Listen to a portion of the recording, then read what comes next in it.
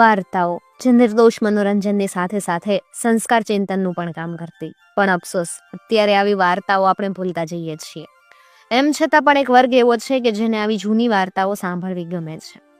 Hello દોસ્તો, હું છું વૈશાલી અને આજે આપણે આવી જ એક સરસ મજાની વાર્તા સાંભળવાના છીએ અને કદાચ તમે તમારા બાળપણમાં પણ આ વાર્તા નહીં સાંભળી હોય. જો તમે આ વાત સાંભળી હોય તો ફરી એકવાર તમારા બાળપણમાં ખોવાવા માટે તૈયાર થઈ જાઓ, અને જો ના સાંભળી હોય તો ફરી એકવાર બાળક બનીને એ સમયને જીવવા માટે મારી સાથે તૈયાર થઈ જાઓ, કારણ કે વાર્તા ખૂબ જ સરસ છે. ઘણા બધા વર્ષો પહેલા જયપુરની પાસે ચંદનપુર નામનું એક રાજનગર હતું. એમાં સૂર્યપ્રભાવ નામનો એક રાજા હતો. એને એકની એક છોકરી અને છોકરીનું નામ હતું શ્રી. આ શ્રી બહુ જ કપટી, પણ એનો દુષ્ટ સ્વભાવ કોઈ જાણે નહીં. વળી વધારે ખરાબ તો એ હતું કે એને જાદુ ને એવી બીજી કેટલી મેલી વિદ્યાઓ આવડતી. હવે ચંદનપુરની બાહે જંગલમાં એક ટેકરી ઉપર એક બહુ વિકરાળ ડાકણ રહેતી. એ જે દેશમાં જાય ને પોતાની વિદ્યાથી કેર વર્તાવતી. એથી એને બધા કાઢી મૂકતા. આ ડાકણ શ્રીને મળી ને ડાકણે કીધું કે મને ચંદનપુરની પાસે ગુપ્ત રીતે રહેવા દે તો તને આખી પૃથ્વી ઉપર સૌથી વધારે સુંદરમાં સુંદર બનાવું.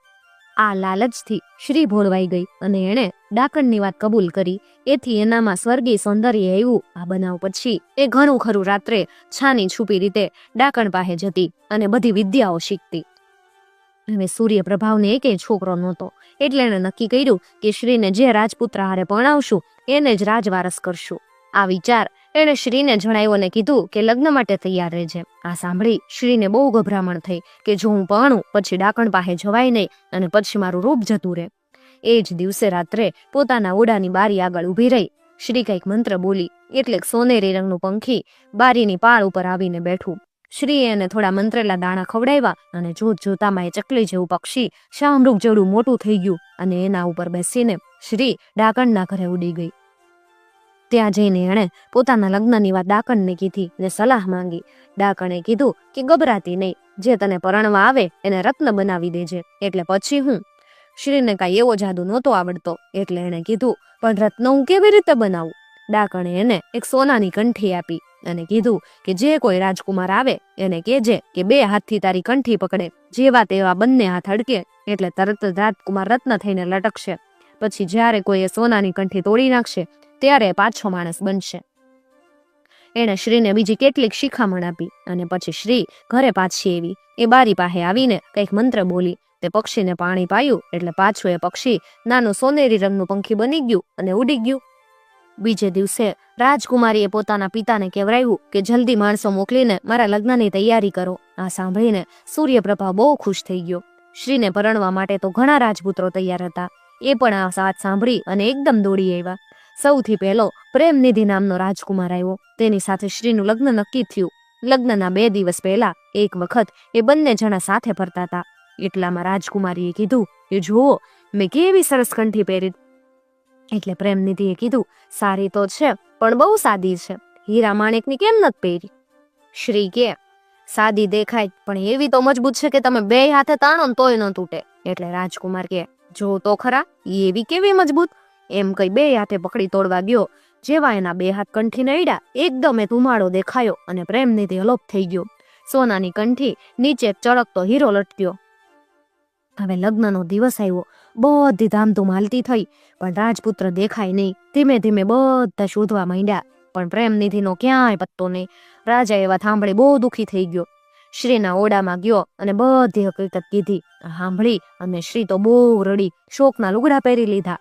રાજકુમારી શ્રીએ જે દિવસે પેલી કંઠી પહેરી એ દિવસે સાંજે એની દાસીએ એ જોઈ. એ દાસીનું નામ પ્રિયાના હતું. આખા એ રાજ્યમાં એ જ એક હતી જેને હંમેશા લાગતું કે શ્રીમાં કંઈક ભેદ છે. ધીમે ધીમે એને ખબર પડવા માંડી કે જાદુગર છે. એ હંમેશા શ્રીના વાળ ઓળતી અને એને શણગારતી. એને પેલી કંઠી જોઈ એટલે લાગ્યું કે વળી આવી સાદી કંઠી રાજકુમારીએ કેમ પહેરી હશે? જરૂર એમાં કંઈક ભેદ હશે. પછી બીજે દિવસે વાળ ઓળતી હતી ત્યારે એણે જોયું કે કંઠીમાં એક હીરો ચળકતો હતો. એ જાણતી હતી કે આજે તો રાજકુમારી શોકમાં છે, પણ પછી એને લાગ્યું કે મનમાં હસે છે. એણે ધીમે રહીને જોયું તો ખરેખર એ હસતી હતી અને હીરાને હલાવતી હતી. પ્રિયાનાને લાગ્યું કે જરૂર રાજકુમાર પ્રેમનિધિ ગુમ થયો અને આ હીરાનો જ કંઈક એની હારે સંબંધ છે, પણ એણે વાત કોઈને ન કીધી. થોડાક દિવસ ગયા બીજો રાજકુમાર આવ્યો. એનું નામ હતું રાજેન્દ્ર. એ ચંદનપુરમાં આવ્યો એટલે પાછી ધામધૂમ શરૂ થઈ. પણ બધાને મનમાં હજી એમ જ હતું કે પ્રેમનિધિ એકદમ ક્યાંય ગયો. લગ્નના દિવસે સવારના 4 વાગે રાજકુમારની બારી નીચે ઊભી રહી અને ગાવા માંડી. એનું ગાયન સાંભળી અને રાજેન્દ્ર જાગી ગયો, બાગમાં ઉતરી આવ્યો. એણે શ્રીને પૂછ્યું કે અત્યારના પોરમાં ગાવાનું કેમ મન થયું? એણે કીધું કે જુઓ ને, રંગબેરંગી આકાશ જોઈને મને એવું થાય કે આવા સુંદર રંગો અમારા હીરા સિવાય બીજે કશે નથી હોતા, ફક્ત આકાશમાં જ હોય. રાજકુમારે કીધું કે ઓહો, આ તો બહુ સરસ હીરો, ક્યાંથી આવ્યો? એણે કીધું કે દક્ષિણમાંથી. પછી શ્રીએ કે પાસેથી તો વળી એના રંગો બહુ સુંદર દેખાય છે, બોલો તો ખરા, જોવો. રાજકુમાર 2 હાથેથી સોનાની કંઠી પકડીને કાઢવા ગયો એટલે ધુમાડો થઈ ઈ અલોપ થઈ ગયો. બીજો હીરો રાજકુમારી શ્રીની કંઠી ઉપર લેટ્યો અને શ્રી બહુ જ વિકરાળ રીતે હસતી હસતી મહેલમાં જઈને ઊંઘી ગઈ. એ ઉઠી ત્યારે પ્રિયાના એના શણગાર સજાવવા ઊભી હતી. એણે જોયું તો બીજો હીરો પેલી કંઠી ઉપર હતો. એથી એને હદપાર નવાઈ લાગી. એ મનમાં જ બોલી કે વળી બીજો હીરો ક્યાંથી આવ્યો? શ્રી શણગાર કરીને બેઠી હતી એટલામાં રાજા આવ્યો અને કીધું કે આજે તારા લગ્ન નહીં થાય. રાજકુમાર રાજેન્દ્ર ગુમ થઈ ગયો. શ્રીએ રડવાનો ઢોંગ કર્યો અને કીધું કે એની શોધ કરાવો. આમ ને આમ વર્ષો વીતી ગયા. 9-10 રાજકુમારો આવ્યા અને વિચિત્ર રીતે ગુમ થઈ ગયા. દરેક જણ વિચારમાં પડ્યું કે આ બધું તોફાન કોણ કરે? રાજકુમારી શ્રી હજી કુંવારી જ હતી. બિચારી પ્રિયાનાને બહુ નવાઈ લાગતી. પેલા સાદી સોનાની કંઠી હતી અને ત્યાર પછી ધીમે ધીમે એમાં રત્નો આવ્યા. હવે 9-10 ચળકતા રત્નો એના ઉપર લટકતા. રાજકુમારી દિવસે ને દિવસે સુંદર થતી જતી હતી. આવી સુંદર દેખાતી છોકરી ખરાબ હોય એવું પ્રિયાનાથી મનાતું જ નહોતું.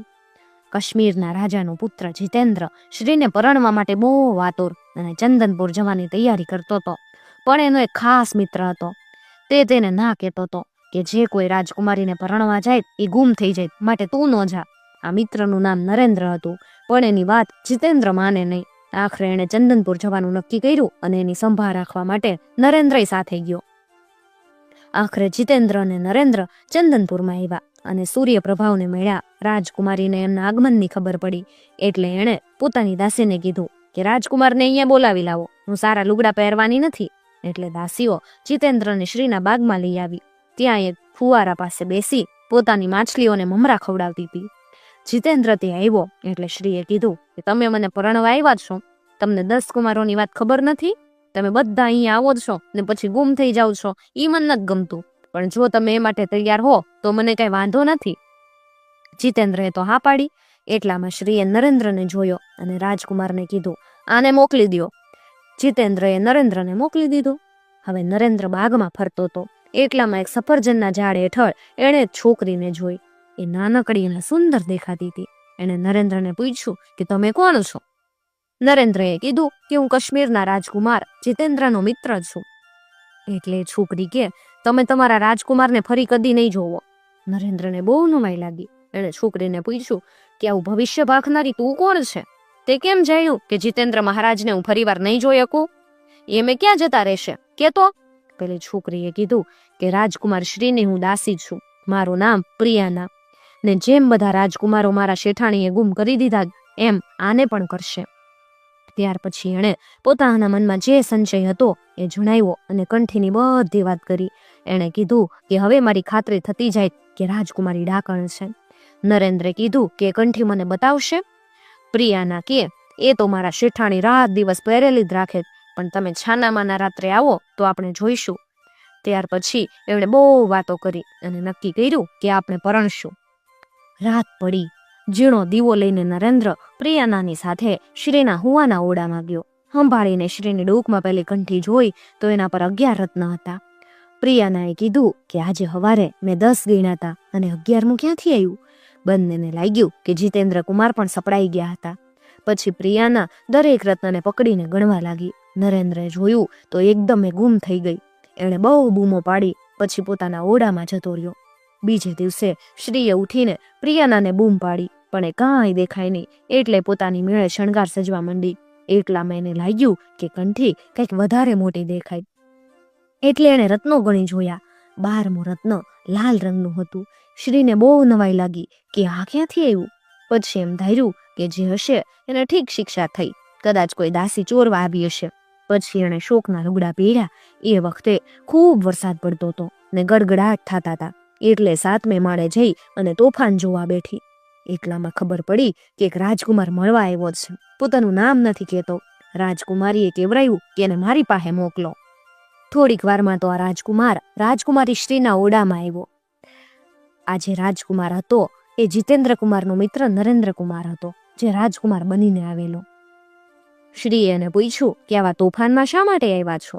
એટલે નરેન્દ્ર કે, મેં તમારા રૂપ વિશે બહુ સાંભળ્યું છે, હું એ જોવા આવ્યો છું. શ્રીએ પૂછ્યું કે એ વિશે તમને શું લાગે છે? હું પરણવા લાયક છું કે નહીં?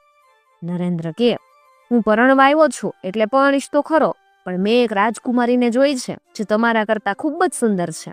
આ પછી બીજી ત્રીજી વાતો કરી અને નરેન્દ્ર પોતાના ઉતારે ગયો. રાત્રે રાજકુમારી પાછી પેલી બારી પાસે ઊભી અને પેલા પક્ષીને પેલાની જેમ બોલાયું. એના ઉપર બેહી એ ડાકણ પાસે ગઈ. એને જોઈને ડાકણ તો ખૂબ હસતા હસતા બોલી. અને જ્યારે આ ડાકણ હસતી ને ત્યારે તો એવું લાગતું કે જાણે ડેડકા બોલે. એને કીધું, ઓહો, તે તો તારી કંઠી ભરી દીધી હું? શ્રી કે, હા, ભરાઈ ગઈ તો ખરી, પણ એક નવાઈ જેવું બન્યું. ગઈ રાત સુધી તો 11 રત્નો હતા. હું સવારે ઉઠી ત્યારે 12મું રત્ન એના ઉપર હતું અને એ લાલ રંગનું. ડાકણ કે, ઈ તો મને ક્યારની ખબર પડી ગઈ હતી. એને હું ધારતી હતી કે તું મને પૂછવા આવશે. એ તો એક છોકરી છે, એને ઠીક શિક્ષા થઈ નહીં? પણ રાજકુમારી, હવે તું જલ્દી કંઠી પૂરી કર. પછી શ્રીએ નવા રાજકુમારની વાત કહી. ડાકણ કે, તારા કરતા સુંદર બૈરીની વાત ન માનતી. મેં તને આખી દુનિયામાં સૌથી વધુ સુંદર બનાવી. પણ રાજકુમારી, આ નવા કુમારથી સંભાળ જેવો, એ સંભાળ રાખવા જેવો છે. એને જલ્દી જ રત્ન બનાવી દેજે. અને આ પછી શ્રી ઘરે આવી. હવે હવારના પોરમાં રાજકુમારી શ્રી પોતાના બાગમાં હોનાના દડાથી રમતી હતી. એટલામાં એને નરેન્દ્રને જોયો ને એને પોતાની પાસે બોલાવ્યો. નરેન્દ્રના હાથમાં એક વિચિત્ર કંઠી હતી. એ ચણોઠી ને આંકડાના ફૂલની હતી. શ્રીએ પૂછ્યું કે કેમ, અત્યારે હું કેવી દેખાઉં છું? મારા કરતા કોઈ ખૂબસૂરત છે? નરેન્દ્ર કે, મેં જે રાજકુમારીની કાલે તમને વાત કીધી હતી એ તો બહુ વધારે સુંદર છે. શ્રી કે, કદાચ કોઈ સુંદર હશે, પણ આ મારી કંઠી છે એવી બીજી કોઈ જગ્યાએ તમે જોઈ? નરેન્દ્ર કે, તમારી કંઠી તો બહુ મોંઘી હશે, પણ મને તો આ મારી જ બહુ ગમે. મારા જેવી તો આ દુનિયામાં કોઈ પણ ઠેકાણે નથી. શ્રીને લાગ્યું કે કદાચ એની કંઠીમાં ખૂબસૂરત બનાવવાનો જાદુ હશે. એમ ધારીને એણે કીધું કે મને તમારી કંઠી આપો. પણ નરેન્દ્ર કે, એમ હું થોડો આપું, મને તે બહુ ગમે. શ્રીથી પોતાના કરતા કોઈ સુંદર હોય એ ખમાતું જ નહીં. એથી તરત દેખાઈ આવી ગઈ, પણ પોતાનો ગુસ્સો એને દબાવી રાખ્યો. પોતાની જાદુઈ કંઠી કરતા પણ સારી કંઠી હવે એનાથી ન રેવાયું. એટલામાં નરેન્દ્ર કે, રાજકુમારી, આપણે અદલા બદલી કરીએ. તમે મારી કંઠી લ્યો, હું તમારી લઉં. જેવું એ બોલ્યો કે તરત જ શ્રી કે, હા, લ્યો લ્યો. એમ કહીને એ પોતાની કંઠી 2 હાથે કાઢવા જતી હતી. એક પળની અંદર તો શ્રી ગુમ થઈ ગઈ અને પેલી કંઠી ઘાસ ઉપર પડી. એના ઉપર એક નવું ભૂરા રંગનું રત્ન લટકતું હતું. ખરેખર ખૂબ જ સુંદર હતું. ત્યાર પછી નરેન્દ્ર પોતાની તલવારની અણી ઉપર પેલી કંઠી ભેરવીને સૂર્યપ્રભાવ પાસે ગયો. નરેન્દ્રે રાજાને જઈને કીધું કે અમે બાગમાં હતા અને એકદમ રાજકુમારી ગુમ થઈ ગઈ, તમે એની શોધ કરાવો. રાજાએ બહુ શોધ કરાવી, પણ શ્રી ક્યાંય ન જડી. એટલે નરેન્દ્રએ કીધું કે અહીંયા બધા રાજકુમારો ગુમ થઈ ગયા, તે કોણે કર્યા તમને ખબર છે? રાજા કે, નહીં. નરેન્દ્ર કે, રાજકુમારી શ્રીએ. રાજાને બહુ નવાઈ લાગી. પછી નરેન્દ્ર કે, હું બધા રાજકુમારોને શોધી આપું. આ સાંભળીને હજારો લોકો ટોળા બંધ એની આસપાસ વીંટળાઈ ગયા. એણે પોતાનું ખંજર કાઢ્યું. પેલી કંઠી પરથી રત્નો તોડવા માંડ્યા. પહેલે જ સપાટે પ્રેમનિધિ નીકળ્યો, પછી રાજેન્દ્ર, પછી બીજા બધા રાજકુમાર નીકળ્યા અને પછી જીતેન્દ્ર નીકળ્યો. એટલે નરેન્દ્ર બહુ ખુશ થયો. પછી એણે કીધું કે હવે બધા રાજકુમારોને બચાવનાર છોકરી નીકળશે. એમ કહી ખંજરનો એક સપાટો માર્યો એટલે પ્રિયાના નીકળી. ત્યાર પછી એણે કીધું કે આટલા બધાને દુઃખ દેનાર શ્રી ડાકણને આપણે નહીં જીવાડીએ. અને પછી બધા રાજકુમારો એકબીજાને મળ્યા, ભેટ્યા અને પ્રિયાના તથા નરેન્દ્રનો ઉપકાર માનવા લાગ્યા. નરેન્દ્રે પેલી કંઠી રાજમહેલના આગલા બારણા પર લટકાવી, જેથી બધા જોઈ શકે. પછી સૂર્યપ્રભાવે કીધું કે હું પ્રિયાનાને મારી છોકરી ગણું છું અને થોડાક દિવસ પછી નરેન્દ્ર એને પરણશે. ઘણો સમય વહી ગયો. પછી એક દિવસ જંગલમાં મોટો ભડાકો થયો. બધાને બહુ નવાઈ લાગી કે શું થયું. ત્યાં જઈને જોયું તો એક વિકરાળ ડાકણ બળી જતી હતી. ત્યાં ગયેલા લોકોને એણે પોતાની બધી હકીકત કહી દીધી અને કીધું કે હવે હું આ દુનિયામાંથી જાઉં છું. આ શ્રીવાળી જ ડાકણ હતી. પછી બધાએ ખાધું પીધું ને રાજ કર્યું. આંબે આવ્યો મોર, વાર્તા કહેશું પોર. મિત્રો, આવી જ બીજી વાર્તાઓ સાંભળવા માટે ચેનલને જરૂરથી સબસ્ક્રાઇબ કરી અને સાથે આપેલું બેલ આઇકોન પ્રેસ કરજો, જેથી આવનાર નવા વિડીયોઝની નોટિફિકેશન સૌથી પહેલા તમને મળી શકે.